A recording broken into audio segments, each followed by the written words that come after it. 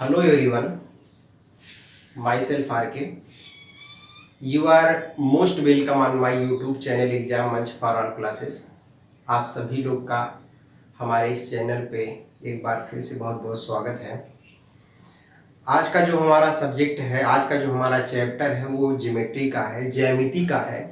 और हम ज्यामिति शुरुआत करें उससे पहले हम आपको बहुत जल्दी में सारी चीज़ें पहले बता देते हैं। आज ये वीडियो बहुत लंबा होने वाला है। पहली बात, क्योंकि ज्योमेट्री में हम पूरा थ्योरम पढ़ाने वाले हैं और थ्योरम में क्या क्या शब्द, क्या क्या वर्ड यूज होते हैं, आज सबसे पहले हम इस वीडियो में सारा वो बताएंगे।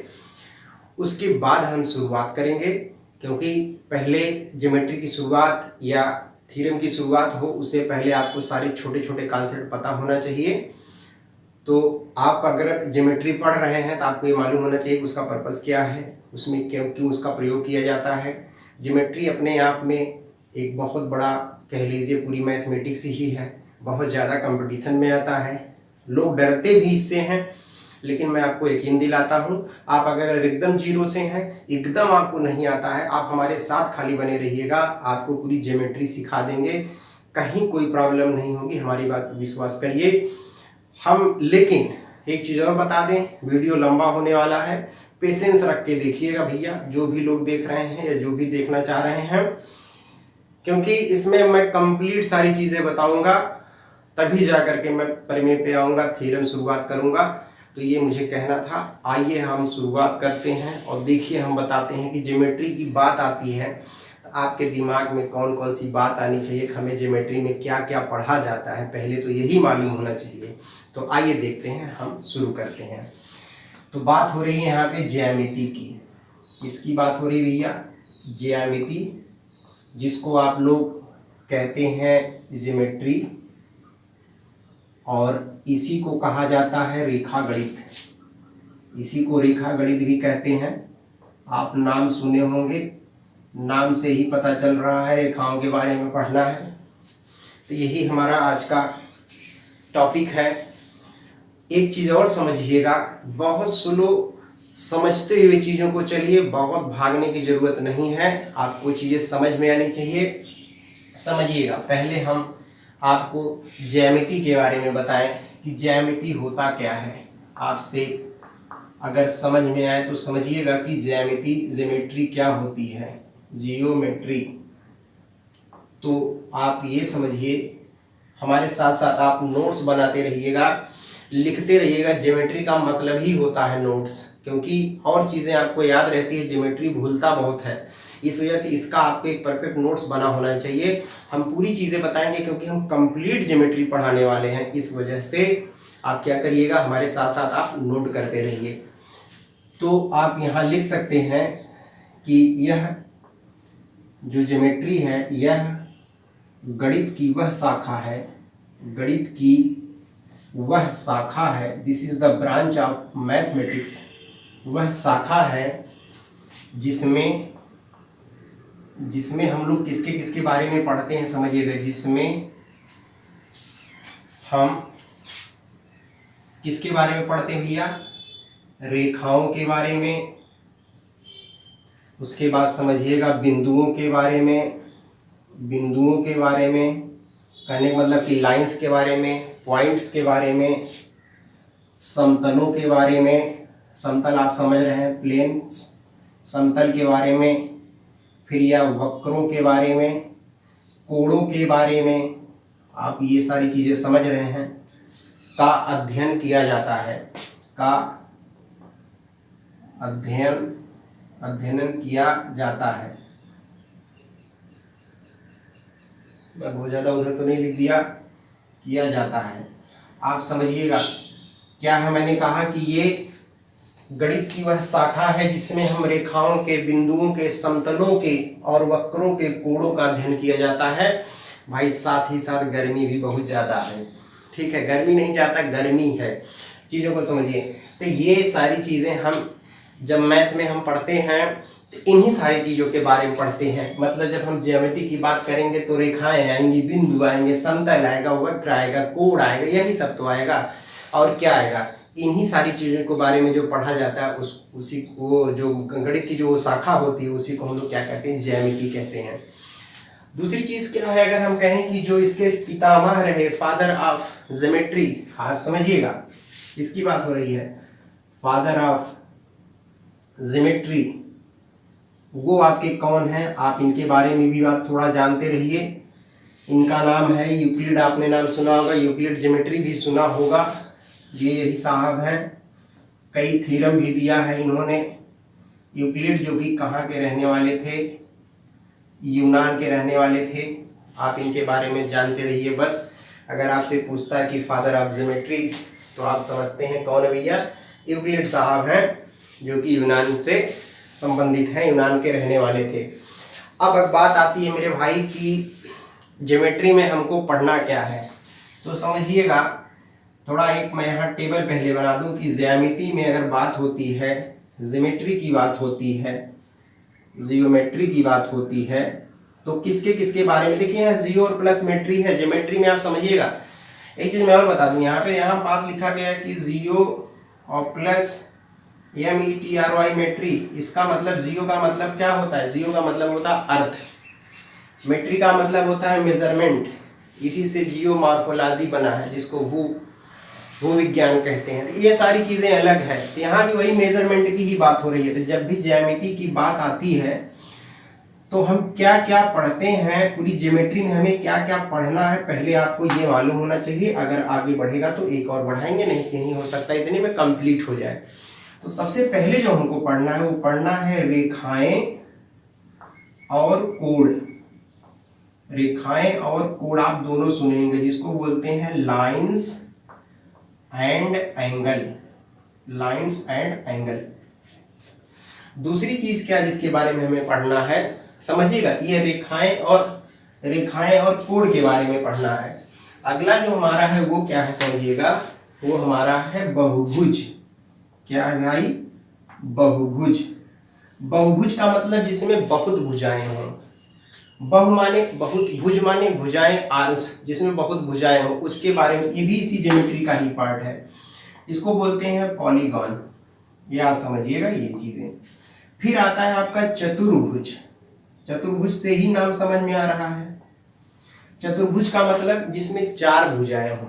क्या हो, चार भुजाएं, जिसको हम लोग कहते हैं क्या चीज, क्वाड्रिलेटरल। समझिएगा, क्वाड्रिलेटरल। उसके बाद समझिएगा फिर आता है हमारा त्रिभुज। ये भी एक ज्योमेट्री का बड़ा ही इंपॉर्टेंट पार्ट है, जिसको आप ट्रायंगल कहते हैं। और भाई लास्ट में एक आता है वृत्त, जिसको आप, दिख रहा नीचे ना, हाँ, जिसको आप सर्किल कहते हैं। CIRCLE सर्किल है, TRIANGLE ये ट्रायंगल है, क्वाड्रिलेटरल देख रहे हैं, ये TERAL है, पॉलीगॉन है, लाइन्स एंड एंगल है। कहने का मतलब जब भी ज्योमेट्री की बात आती है तो हम इन सारी चीज़ों के बारे में पढ़ेंगे। कहने का मतलब जो ज्योमेट्री में आगे पढ़ने वाले आप हैं वो सब इन चीज़ों के बारे में पढ़ने वाले हैं। अब तो शायद आपको समझ में आ गया कि हमको ज्योमेट्री में क्या पढ़ना है। ज्योमेट्री अपने आप में कंप्लीट मैथमेटिक्स है भाई, और बहुत ही आसान होता है, लेकिन लोग इसको बहुत कठिन समझ लेते हैं। अगर आप बेसिक चीज़ें सीख के पढ़ेंगे तो कभी जीवन में नहीं भूलेंगे, हमारी बात पे विश्वास करिए। मतलब जब हम ज्योमेट्री की बात कर दिए तो कहने का मतलब इतने चीज़ों के बारे में हमें पढ़ना है। अब यहाँ पे सबसे पहले हम आपको रेखाएं और कोण बताएंगे, और रेखाओं और कोण में क्या क्या बताएंगे आप ये भी चीज़ों को समझ लीजिए, क्योंकि रेखाएं और कोण सिर्फ छोटा सा नहीं है। पहले इसमें जितनी छोटी छोटी चीज़ें प्रयोग होती हैं, यूज होती हैं, हम उन सब चीज़ों के बारे में आपको बताएंगे, तब जा करके हम इसका आज नहीं दूसरे वीडियो में फिर हम ले आकर के प्रमेय आएंगे। लेकिन प्रमेय शुरुआत हो उससे पहले आपको छोटे कॉन्सेप्ट मालूम होना चाहिए, क्योंकि नहीं तो आप नहीं समझ पाएंगे। जैसे ऐसे समझ लीजिए, अगर मैं कहूँ कि दो लाइन है, ऐसे एक लाइन इसको ऐसे कट कर रही है, ये जो लाइन कट कर रही है उसको क्या बोलते हैं, बहुत सारे लोग जानते होंगे, इसको त्रियक रेखा कहते हैं, ट्रांसवर्स लाइन कहते हैं। यहाँ कोण बन रहा है, यहाँ कोण बन रहा है, यहाँ कोण बन रहा है, यहाँ बहुत सारे कोण बन रहे हैं। इस कोण को क्या कहते हैं, इसको क्या कहते हैं, इसको क्या कहते हैं। कहने का मतलब ये सब आपको पता होना चाहिए। पहले बात समझ रहे हैं। कॉम्प्लीमेंट्री एंगल क्या है, मतलब जैसे आप समझ रहे हैं कॉम्प्लीमेंट्री है, उसके बाद सप्लीमेंट्री कोण है, वाह्य कोण है, फिर आप बहुत कोण भी कई प्रकार के होते हैं, फिर रेखाएं होती हैं, रेखाओं के प्रकार होते हैं, पॉइंट होते हैं, उनके प्रकार होते हैं, मतलब सब आप मिला के पहले पढ़ेंगे तब जाकर के आप प्रमेय पे आएंगे। तो आइए हम सबसे पहले रेखाएं और कोण के बारे में देखते हैं। तो आप हमारी बात को शायद समझ गए होंगे। पहला क्या है? पहला आपका है रेखाएं और कोण। पहला आपका पॉइंट यही है जिसको हम लोग बोलते हैं लाइंस एंड एंगल। हमारा पहला पॉइंट ये है। तो आइए सबसे पहले हम रेखाओं के बारे में पढ़ते हैं। रेखाओं के बारे में पढ़ने से पहले देखिए, अब हम क्या करेंगे, पहले रेखाएं पढ़ेंगे फिर कोण पढ़ेंगे, लेकिन रेखाओं पे ही जाने से पहले हमें एक बात और समझनी पड़ेगी। एकदम जीरो से चल रहा है, ज्योमेट्री एकदम जीरो से चल रहा है। आप साथ से बने रहिए और समझते रहिए। पहला पॉइंट क्या है हमारा? पॉइंट क्या है? नाम ही उसका पॉइंट है, जिसको हम लोग बिंदु कहते हैं। क्या कहते हैं? बिंदु या पॉइंट्स कहते हैं, या पॉइंट करिए क्योंकि यहाँ बिंदुओं नहीं है, बिंदु है, पॉइंट है। तो पॉइंट क्या होता है, आप पहले इस चीज को समझिएगा। अगर हम कहें कि बिना किसी आकार के, देखिएगा पॉइंट की डिफिनीशन क्या है? बिना किसी आकार के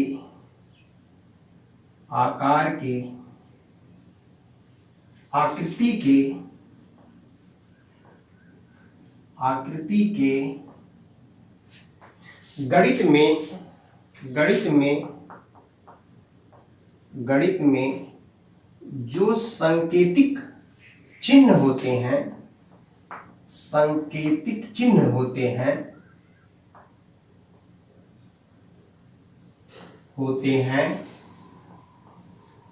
उन्हें क्या कहते हैं? उन्हें बिंदु कहते हैं। समझिएगा, बिंदु कहते हैं। दूसरी डिफिनीशन आप ये कह सकते हैं आर करके कि यदि किसी वृत्त की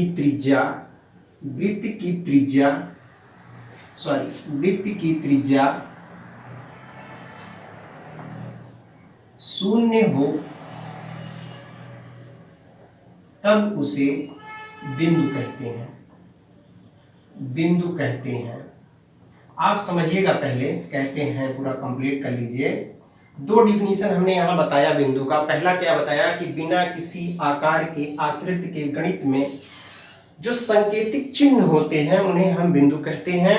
कहने का मतलब हुआ कि बिंदु is the such type of a representation और notation which have no length, no breadth, no height. अब सीधी सी बात समझ लीजिए, नो लेंथ कोई लंबाई नहीं, नो ब्रेथ कोई चौड़ाई नहीं, नो हाइट कोई ऊंचाई नहीं। इस तरीके की कोई अगर नोटेशन का मतलब, रिप्रेजेंटेशन का मतलब जो संकेत होते हैं, जो किसी चीज को दिखाते हैं, उसको बिंदु कहते हैं। जैसे अगर हम बात करें तो आप देख रहे हैं, मैंने एक पॉइंट ए लिया, ऐसे इसको दिखाया था, पॉइंट बी है, ये पॉइंट क्या है? सी है। ये सब आपके क्या है? ये सब बिंदु है। क्या इसकी कुछ लेंथ है, कुछ हाइट है? आपको मालूम है सर्किल ये ऐसे बनता है, ये रेडियस कुछ होगा, थोड़ा रेडियस और छोटा कर दें और बन जाएगा, और छोटा करें और बन जाएगा। ऐसे करते चले जाते एक समय ऐसा आएगा कि कोई रेडियस ही नहीं होगी, तो ये भी बिंदु है, कोई रेडियस नहीं होगी। यदि किसी वृत्त की त्रिज्या शून्य हो जाए, रेडियस शून्य हो जाए, त्रिज्या शून्य हो जाए, तब भी जो बनता है वो आपका क्या बन जाता है? वो आपका बिंदु बन जाता है। तो मेरे ख्याल से अब बिंदु आप एकदम नहीं भूलेंगे कि बिंदु एक तरीके का ऐसा रिप्रेजेंटेशन है। यहाँ जो मैंने संकेतिक लिखा है इसको नोटेशन बोलते हैं। नोटेशन का मतलब रिप्रेजेंटेशन, जैसे इसको प्रदर्शित किया जाता है।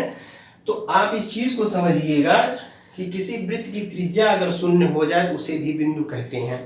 अब बात ये आती है कि बिंदु के प्रकार कितने हैं, आपको ये भी मालूम होना चाहिए भाई। जब यहाँ हम बिंदु की बात कर रहे हैं तो बिंदु के कितने प्रकार होते हैं आप उसको समझिएगा। हम लिखते हैं क्या? काइंड्स ऑफ पॉइंट, मतलब बिंदु के प्रकार, बिंदु के प्रकार। इस चीज को समझिए कि बिंदु कितने प्रकार के होते हैं।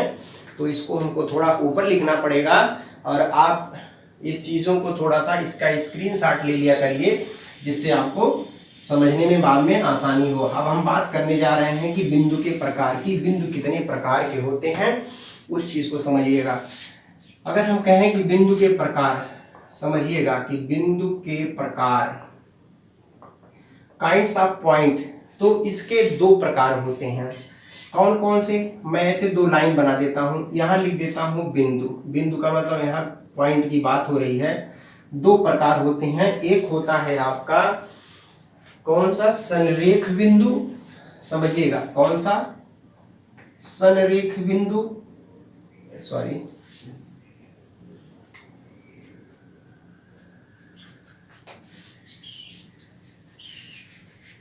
देखिएगा यहाँ पे कौन सा है? संरेख बिंदु, और दूसरा है असंरेख बिंदु। इसको इंग्लिश में बोलते हैं कोलिनियर पॉइंट, कोलिनियर पॉइंट, और ये होता है आपका नॉन कोलिनियर। पहले मैं इन दोनों के बारे में आपको बताऊं तो आपसे अगर पूछा जाए जो बिंदु होता है, जो पॉइंट होता है, पॉइंट्स होते हैं वो कितने प्रकार के होते हैं? तो there are two types of the point. One is संरेख बिंदु, एक संरेख बिंदु है जिसको कोलिनियर कहते हैं, और एक असंरेख है जिसको हम क्या बोलते हैं? नॉन कोलिनियर बोलते हैं। तो सबसे पहले संरेख बिंदु किसे कहते हैं इसको समझिए। अगर हम कहें कि दो या दो से अधिक बिंदु यदि एक ही सीधी रेखा में क्या हो, पड़ते हो, हम बात करें दो या दो से अधिक बिंदु, दो या दो से अधिक बिंदु, दो से अधिक बिंदु यदि एक ही सरल रेखा में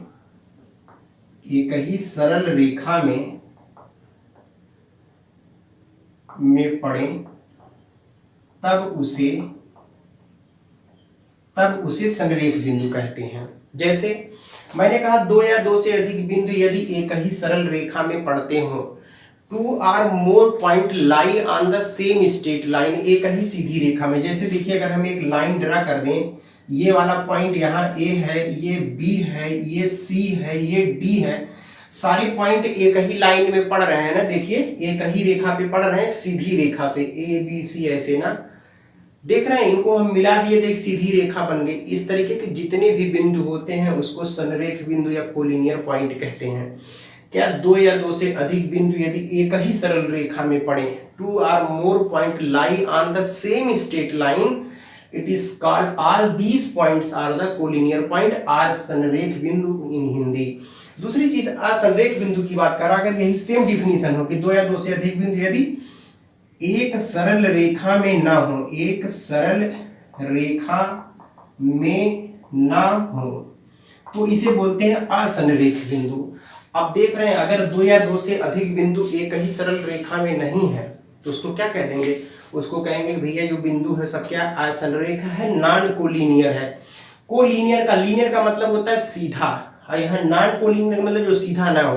कहने का मतलब अगर यहाँ हम बताएं जैसे लिखें तो आप देखिएगा एक बिंदु यहाँ ले लें, एक बिंदु यहाँ लें, एक यहाँ, इसको ए मान लें, इसको बी मान लें, सी मान लें, मिलाइए, देखिए कुछ बन रहा है क्या? सीधी रेखा में है? नहीं है।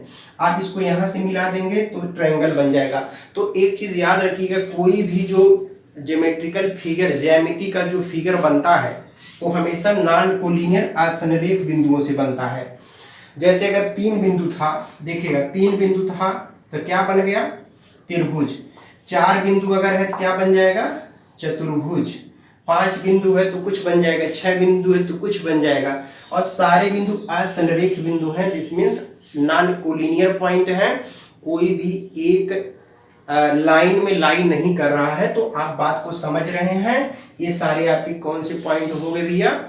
ये सारे पॉइंट आपके असंरेख बिंदु के एग्जाम्पल हो गए। अब मुझे नहीं लगता कि संरेख बिंदु और असंरेख बिंदु में आपको कोई प्रॉब्लम होगी। और एक चीज और याद रखिएगा, जो संरेख कोलिनियर पॉइंट होते हैं ना, उससे कोई फिगर नहीं बनता। देखिए जैसे सीधी रेखा में ले लीजिए, सबको मिला दीजिए, देखिए कुछ बन रहा है? अगर एक पॉइंट ये है, एक ये है, एक कुछ बन रहा है? कुछ नहीं बन रहा है। लेकिन क्योंकि अगर यहाँ ए है, यहाँ बी है, यहाँ सी है, लेकिन नॉन कोलिनियर है, अगर कहने का मतलब असंरेख है, उसको मिलाएंगे तो उससे जरूर कोई ना कोई फिगर बन जाएगा। जैसे यहाँ 3 पॉइंट था तो ट्रायंगल बन गया, 4 था तो क्या बन गया? चतुर्भुज बन गया, 6 है तो खष्टभुज, 7 है तो इसी तरीके से हेप्टा ऑक्टा सब बनता चला जाता है, अलग चीजें हैं। तो पॉइंट में हमने जो बताया, बिंदु के प्रकार, पहले पॉइंट बताया और फिर पॉइंट के क्या बताया? प्रकार बताया। अब हम आपको जो आगे बताने जा रहे हैं, जो बहुत ही इंपॉर्टेंट है, वो हमारा क्या है? वो हमारा रेखाएं हैं। हम रेखाओं के बारे में देखते हैं कि रेखाएं क्या होती हैं, उसके बारे में देखेंगे। तो चलिए देखिएगा, जो रेखाएं हैं, अब रेखाओं के बारे में समझिएगा। किसके बारे में? रेखाएं के बारे में, जिसको हम लोग लाइंस कहते हैं। तो पहले समझिए कि रेखाएं क्या होती हैं। तो समझिएगा कि ये किसी सरफेस पे एक बहुत बारीक निशान है, जो क्या करता है? किसी भी सरफेस पे, अगर हम इसकी डिफिनीशन लिखना चाहें तो क्या लिखेंगे? किसी सतह, समझिएगा, किसी सतह या जमीन पर वह बारीक क्या है? वह बारीक निशान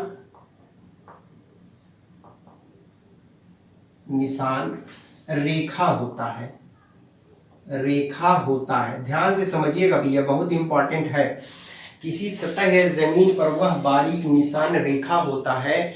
ये भी आप कह सकते हैं, आप ये कह सकते हैं कि किसी सतह पर या किसी जमीन पर बिंदुओं का वह समूह एक रेखा होता है। जैसे अगर हम कहें बहुत सारे बिंदुओं को ऐसे हम लोग सटा करके, ऐसे देखिए, ऐसे हम लोग एक पास करके लिख दें, लगा दें एकदम, तो जो बनेगा वो क्या बन जाएगा? रेखा। कहने का मतलब ये बिंदुओं का वह एक समूह है।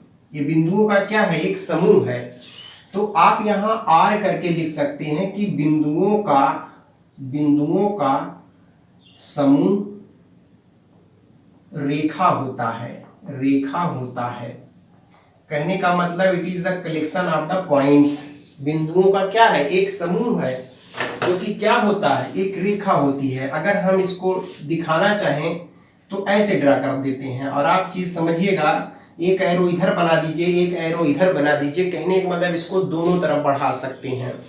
और अगर मान लो यहाँ पे ए और बी दिया है, तो हम इसको ए बी लिख करके ऊपर अगर ऐसे दोनों तरफ एरो बना है, इसका मतलब ये लाइन को दिखा रहा है। इसका कोई एंड नहीं है, इधर भी चला जाएगा, इधर भी चला जाएगा, ये आपका रेखा हुआ। तो आप समझ रहे हैं। अब एक चीज ये कहा जाए कि रेखाओं में कितने बिंदु हैं, तो किसी भी रेखा में अनंत बिंदु है, नंबर ऑफ इनफाइनाइट पॉइंट्स हैं, बहुत सारे पॉइंट्स हैं, क्योंकि सारे पॉइंटों से तो मिल करके ये बना हुआ है रेखा भी। तो ये रेखा हुआ। अगर हम रेखाओं के प्रकार की बात करें, मतलब इनके काइंड्स की बात करें कि कितने प्रकार होते हैं, तो आप उस चीज को समझिएगा।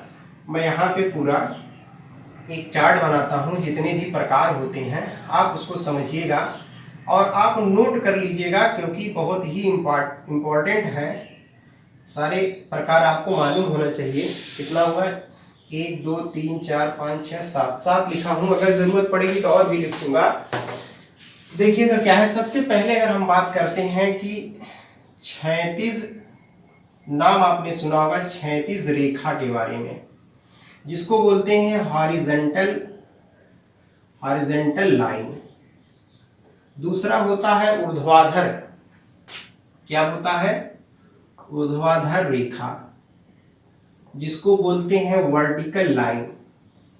कौन सी लाइन? Vertical line. फिर उसके बाद आपका जो होता है वो होता है हमारा समांतर रेखा। कौन सी रेखा भाई?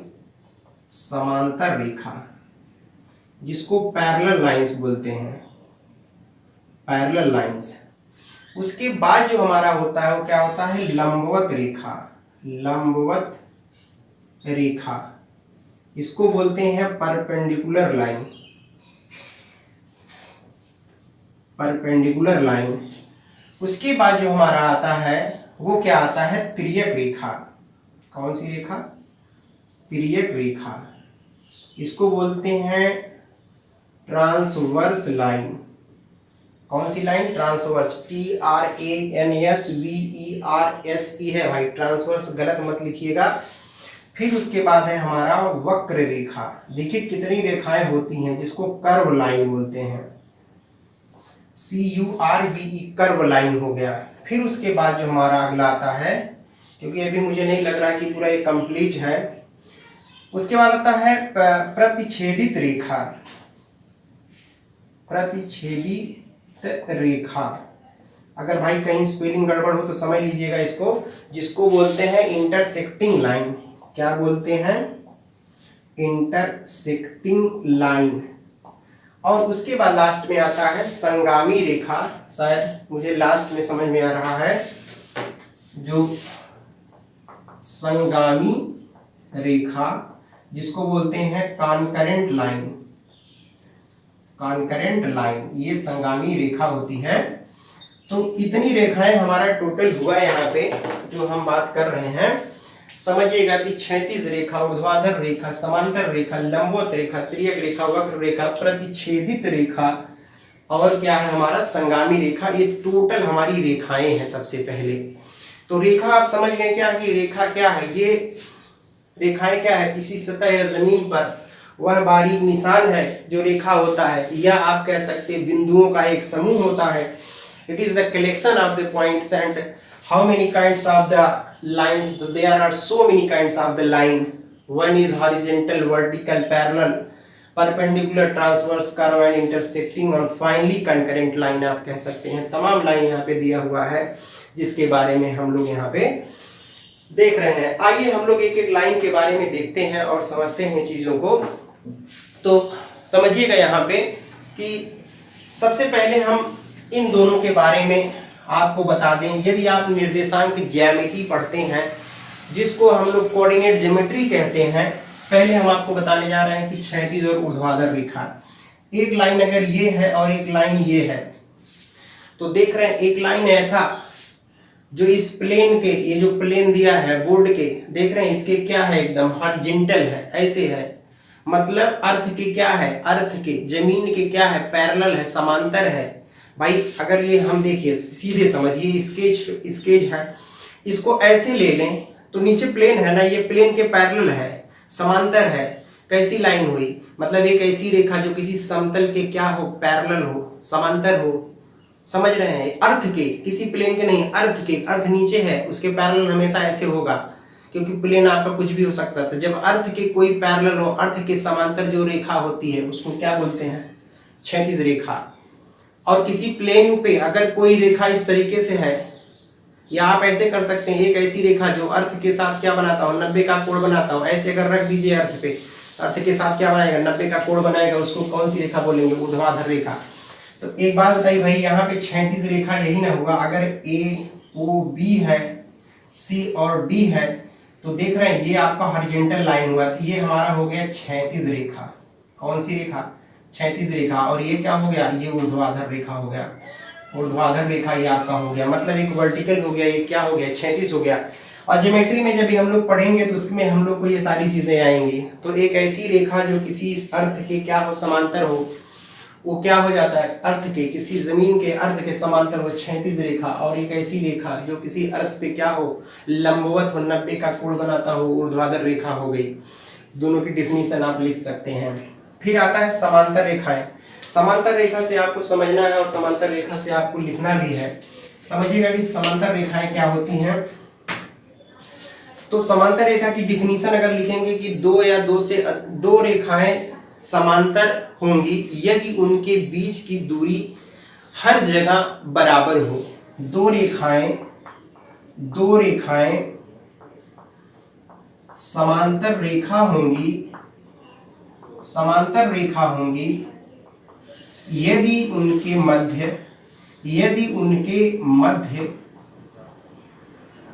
की दूरी समान हो, मध्य की दूरी समान हो, मतलब two lines are said to be parallel if they have equidistance from everywhere, जहां पे उनके सभी दूरियां बराबर हो। जैसे एक लाइन ये ड्रा कर दें, दूसरी लाइन ये, इसका नाम ए बी रख दें, इसका नाम सी डी रख दें, तो देख रहे हैं ए बी पैरेलल क्या है सी डी, ए बी इसके पैरेलल है, सी डी के पैरेलल है। लिखा कैसे जाता है भाई, ए बी लिख दीजिए, ऐसे पैरेलल का निशान लगता है सी डी, ये पैरेलल का निशान है, ये समांतर का निशान है। ऐसा मत करिएगा कि ए बी ऐसे लिख करके ये लगा करके और सी डी लिख दीजिएगा, ये बराबर का निशान हो जाता है। जैसे कुछ लोग सोच रहे हैं अगर ऐसे हो तो ऐसा नहीं करिएगा, देखिएगा ए बी इस तरह मत लिखिएगा, ये गलत है, ये इक्वल का है, ये पैरेलल का ऐसे ऊपर नीचे लिखा जाता है, वर्टिकल लिखा जाता है। तो देख रहे हैं दो रेखाएं समांतर कब होंगी, यदि उनके मध्य की दूरी समान हो, तो कैसी रेखाएं हो जाएंगी, वो आपकी समांतर रेखाएं हो जाएंगी। तो हमने इसके बारे में बताया, इसके बारे में, इसके बारे में बताया। लंबवत रेखा पर देखिए क्या होता है, ये सारी चीजें आपको समझ में आना चाहिए।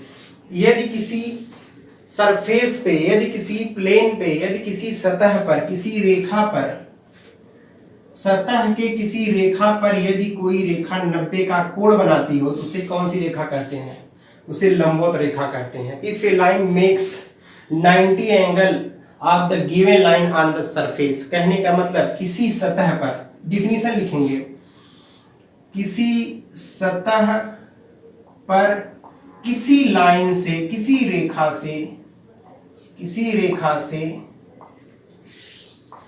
रेखा से यदि कोई रेखा,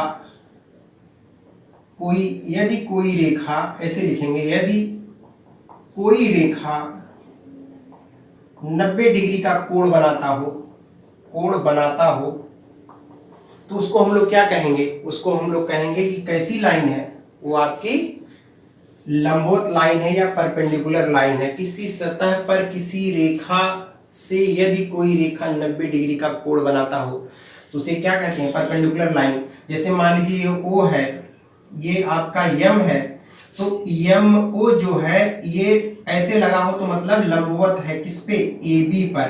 तो जिस पे है जो बाद में लिखा गया वो प्लेन पे है। बात समझ रहे हैं, इस बात को ध्यान से समझिएगा। जैसे अगर ये है, मान लीजिए यहाँ ये है, यहाँ सी और डी, यहाँ ओ, यहाँ एन कर दें, तो एन जो एन ओ है, एन ओ ये परपेंडिकुलर है सी डी पर, जो बाद में लिखा गया वो प्लेन पर है। इस बात को ध्यान दीजिएगा।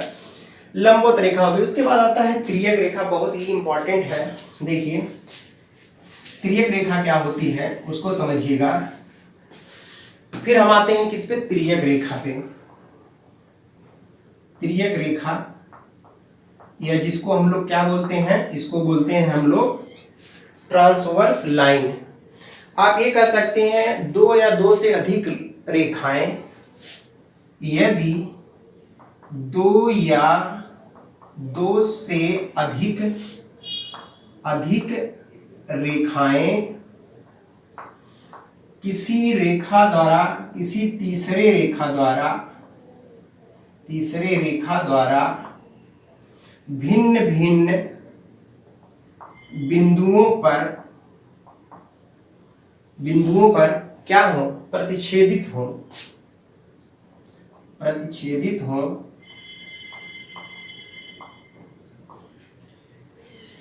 तो तीसरी रेखा को तिर्यक रेखा कहते हैं। तिर्यक रेखा कहते हैं। हमने क्या कहा भैया यहाँ पे, यदि दो या दो से अधिक रेखाएं, क्या बताया हमने, दो या दो से अधिक रेखाएं। जैसे हम लोग ऊपर देखेंगे, यहाँ पे थोड़ा सा जगह का यहाँ कमी है भाई। अगर हम कहें कि दो या दो से अधिक रेखाएं, ये मान लीजिए एक रेखा ए बी है, एक सी डी है, एक तीसरी रेखा, इसको भिन्न भिन्न बिंदुओं पे, मान लीजिए यहाँ पे एन है, ओ है, इस पे क्या कर रही है, कैंसिल कर रही है। तो ये जो लाइन आपका दिख रही है, अगर इसको मान ले रहे हैं एम और पी, तो यही जो एम पी है यही आपका क्या है, तिर्यक रेखा है। आप समझ गए होंगे। इसी को क्या बोलते हैं, इसी को तिर्यक रेखा बोलते हैं। तो ये हमने लिखा है, यदि दो या दो से अधिक रेखाएं किसी तीसरी रेखा से भिन्न भिन्न बिंदुओं पर प्रतिच्छेदित होती हैं, मतलब कैंसिल होती हैं, इंटरसेक्ट होती हैं, तो उस रेखा को क्या कहते हैं, तिर्यक रेखा कहते हैं, जिसके बारे में आप समझ गए। वक्र रेखा किसे कहते हैं, वक्र रेखा यदि कोई ऐसी रेखा जो सीधी ना हो, जैसे ऐसे करके देख रहे हैं, ये सब कर्व रेखा है, सीधी रेखा नहीं है। ऐसी रेखा जो सीधी ना हो, मतलब स्ट्रेट ना हो, किसी प्लेन पे इसको आसानी से बनाया ना जा सके, तो ये सब क्या हो जाता है, ये आपका हो जाता है कर्व रेखा, या इसी को वक्र रेखा कहते हैं। क्या कहते हैं? वक्र रेखा। तो वक्र रेखा का कोई देख रहे हैं, ये ऐसे किसी तरीके से भी बन सकता है, ये सारे वक्र रेखाएं हैं। यदि कोई रेखा सीधी रेखा नहीं है तो वक्र रेखा ही हो जाएगी। प्रतिच्छेदित रेखा, इंटरसेक्टिंग लाइन, आप समझ गए। जैसे ये तिर्यक लाइन जो है, यही आपका इंटरसेक्टिंग लाइन ही होता है, जिसको हम ये बोलते हैं। तो यहाँ देख रहे हैं जो प्रतिच्छेदित रेखा है वो आपका यही है। जो यहाँ पे एमपी है ये आपका क्या है? प्रतिच्छेदित रेखा है, प्रतिच्छेदित रेखा है। आप बात को समझ गए होंगे, ये आपका प्रतिच्छेदित रेखा हो गई। अब बाद में आता है आपका संगामी रेखा, किसे कहते हैं? संगामी रेखा के बारे में समझिएगा, बहुत ही इंपॉर्टेंट है। यदि किसी एक बिंदु से दो या दो से अधिक रेखाएं पास हों तो उसको क्या बोलते हैं? उसको संगामी रेखा बोलते हैं, कॉन्करेंट लाइन बोलते हैं। किसी एक बिंदु से यदि दो या दो से अधिक रेखाएं क्या करें, एक मान लीजिए बिंदु है, सॉरी यार बहुत अच्छा नहीं है, बगल से चला जा रहा है, आप ये समझिएगा। अगर हम बात करते हैं किसके बारे में? संगामी रेखा के बारे में, तो उसको समझिएगा कि क्या होता है संगामी रेखा। संगामी रेखा, इसके बारे में, किसी एक पॉइंट से यदि दो या दो से अधिक रेखाएं पास कर रही हो, मैं धीरे से डिफिनीशन बोल रहा, आप लिख सकते हैं। देख रहे हैं, एक पॉइंट O है, उससे एक लाइन AB है, दूसरी CD है, अगला PQ है। एक ही पॉइंट से सारी लाइन पास हो रही हैं। ऐसे जितनी भी लाइन दिख रही हैं, जितनी भी रेखाएं दिख रही हैं, सब आपकी संगामी रेखाएं हो गई। संगामी रेखाएं एक नहीं हो सकती, बहुत हो सकती। देखिए ये हो गया, कितनी रेखा, एक पॉइंट से कितना संगामी रेखाएं खींच सकते हैं? अनंत, बहुत सारी रेखाएं खींच सकते हैं। तो देख रहे हैं, जब किसी एक पॉइंट से, मतलब 2 or more line passing through one given points, किसी एक बिंदु से जब दो या दो से अधिक रेखाएं पास करती हैं तो उसको क्या बोलते हैं? उसको बोलते हैं दोस्तों संगामी रेखाएं। आप संगामी रेखाओं के बारे में समझ गए होंगे, मतलब एक पॉइंट हो, वहां से बहुत सारे लाइन, ये लाइन, ये लाइन, ये लाइन, देख रहे हैं, सब संगामी लाइन है। सब क्या है आपके? सारे क्या है? कॉन्करेंट लाइन है। मतलब एक पॉइंट से 2 or more than lines are passing through that point. तो ये हो गया आपका संगामी। अब उसके बाद एक लास्ट हमारा बचता है क्या चीज? रेखाखंड। क्या बचता है? रेखाखंड बचता है। दो चीजें और आप समझ लीजिए, उसके बाद ये रेखाओं का एंड हो जाएगा। तो आइए देखिए हम किसके बारे में पढ़ने जा रहे हैं? रेखाखंड के बारे में। रेखाखंड के बारे में, जिसको बोलते हैं लाइन सेगमेंट। Line segment. देखिएगा, किसी रेखा का वह भाग जिसके दोनों बिंदु क्या हो? पता हो। जैसे समझिएगा, हम आपसे कहें एक पूरी रेखा है, AB क्या है? एक लाइन है, उसमें से ये CD पार्ट हम ले रहे हैं, दोनों का देख रहे हैं प्रारंभिक बिंदु और अंतिम बिंदु दोनों ज्ञात हैं। तो यहाँ CD जो हो गया, इसके ऊपर खाली ऐसे लिखा जाता है। अगर रेखा होती तो AB लिख करके ये एरो बना दीजिए, मतलब दोनों तरफ बढ़ा है। CD के ऊपर खाली एक लाइन ड्रा किया गया, मतलब रेखाखंड का पार्ट है। तो रेखाखंड क्या है? ये किसी भी रेखा का वह एक निश्चित पार्ट है जिसकी लंबाई चौड़ाई हमें सब पता होती है। रेखा का नहीं पता, रेखा पता नहीं कितनी दूरी जा रही है, लेकिन रेखाखंड को आप बता सकते हैं। ये किसी रेखा का क्या है? एक भाग है। तो रेखाखंड का भाग ही क्या होता है? सॉरी, रेखा का, मैंने क्या लिख दिया, I am very very sorry, गर्मी की वजह से सब गड़बड़ लिखा जा रहा है भाई। रेखाखंड किसी रेखा का वह भाग है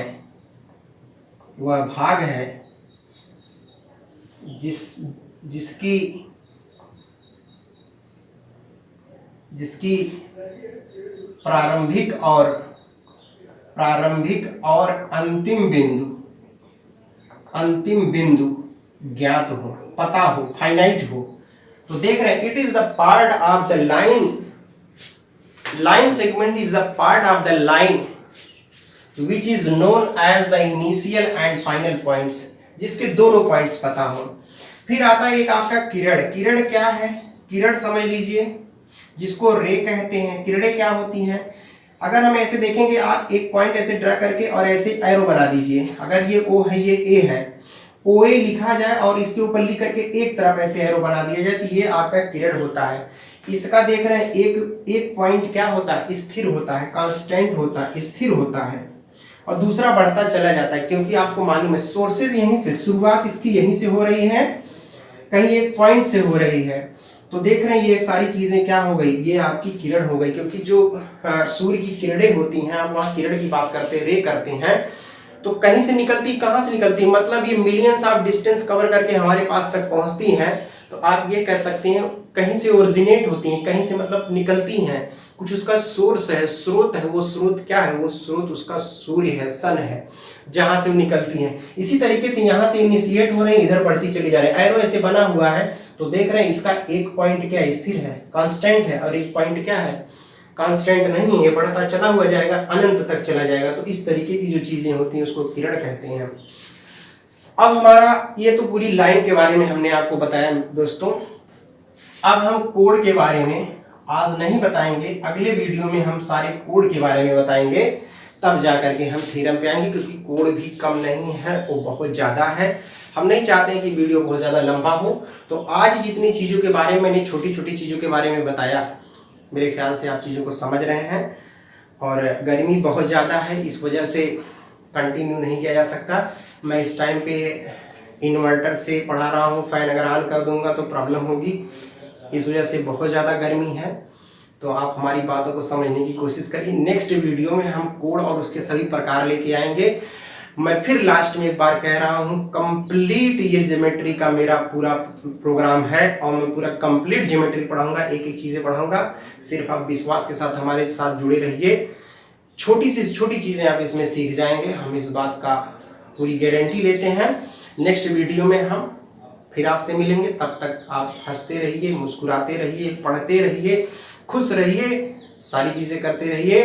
अगले वीडियो हमारी मुलाकात फिर आपसे होगी, तब तक के लिए नमस्कार, बहुत बहुत धन्यवाद।